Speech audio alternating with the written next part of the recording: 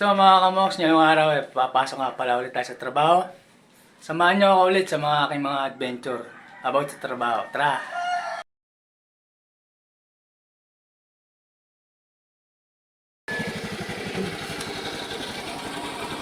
Ito lang natin pala kapatid lang ang ginamit ko. Walang gasolina na motor At dito nga sa pagalis ko parang tara hindi na. pa makikisama ang panahon. Muulan at talagang napakalaki ng dilim. Pero wala tayong magagawa, kailangan natin pumasok para meron tayong mga panggastos sa pang-araw-araw.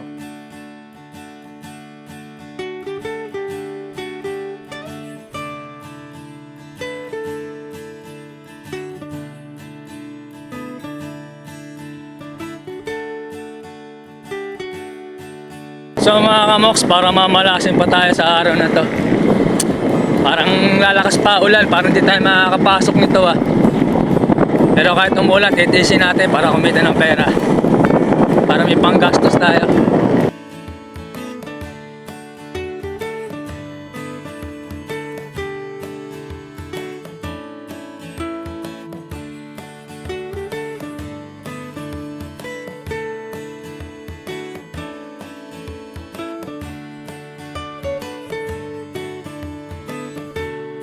Mga kamoks, nakarating na nga pala tayo sa ating trabaho.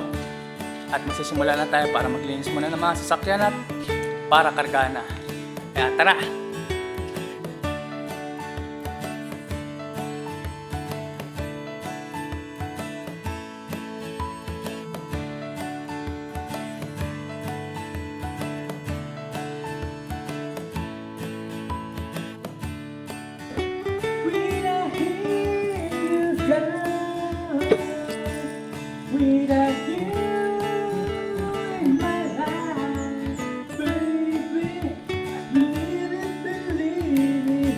At dito sa pagkakataon yun, nagsisimula na kami magkarga.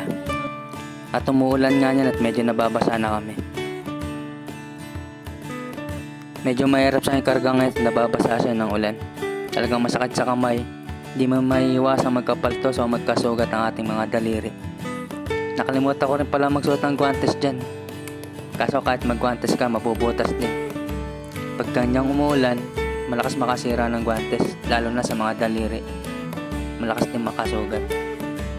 Pero pagkatapos naman ng mga paltos niyan, ay biglang magiging kalyo. Yung mga kamay ko at palad parang kumakapal na sa sobrang dami ng kalyo. Hindi na siya nakakaramdam ng sakit sa sobrang kapal niya.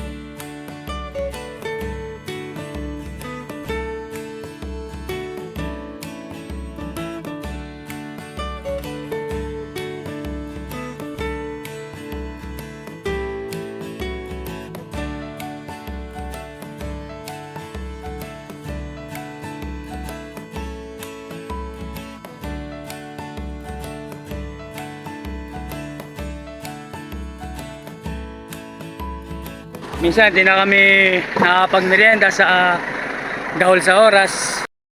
Mga kamoks, kakain muna kami ng lugaw. Kami nagugutom na. Yan si Kuya, shout out! Sinasabi ko sa inyo talaga, isa na sabi ko kung eh. At dito mga kamoks, At nakalive pa. kami para magkalaman ng aming sikmura.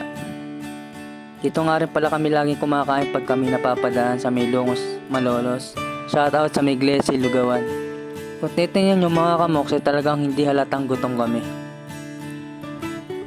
At dito sa pagkakataon ng mga kamoks, merong hindi inaasahang aberya.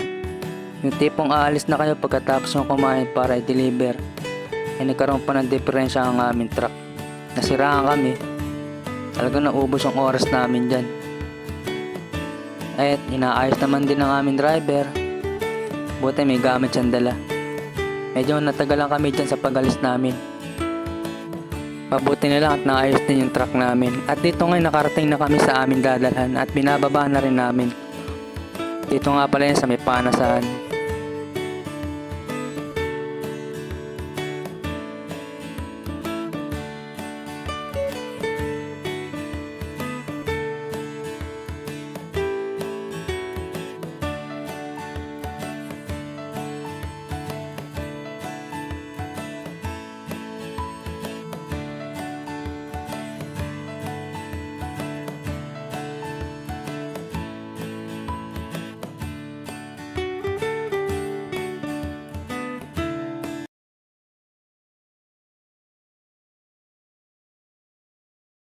At ito yung nakatapos na nga pala kami mga kamoks. Naibaba na namin lahat. Maraming salamat. Audio Jungle.